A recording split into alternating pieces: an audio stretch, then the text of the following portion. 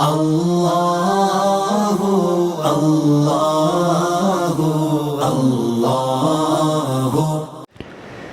فقہ حنفی کا ایک بہت مشہور قاعدہ ہے، اور اس قاعدے سے بہت سارے مسائل جو ہیں وہ اخذ کیے جاتے ہیں۔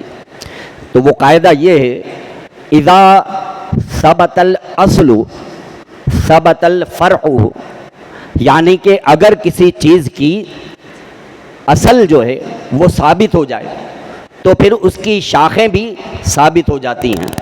تو یہ قاعدہ ہے فقہ حنفی کا کہ کسی چیز کی اصل ثابت ہو جائے تو پھر اس کی شاخیں بھی ثابت ہو جاتی ہیں۔ تو میلاد مصطفیٰ صلی اللہ تعالیٰ علیہ وآلہ وسلم کی جو اصل ہے وہ ہے ذکر مصطفیٰ، اور اس کا ذکر رب کریم ارشاد فرماتا ہے وَرَفَعْنَا لَكَ ذِكْرَكَ، اور اے حبیب ہم نے آپ کے لیے آپ کے ذکر کو بلند فرما دیا ہے۔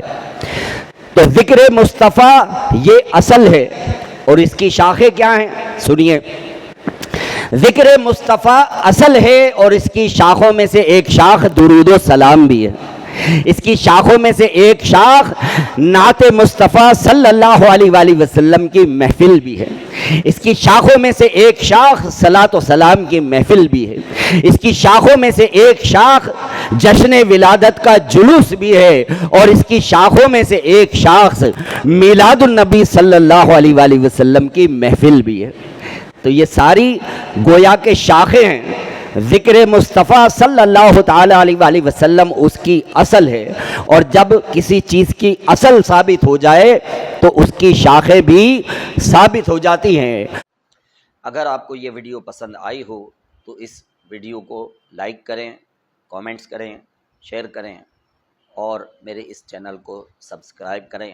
جزاک اللہ خیرا۔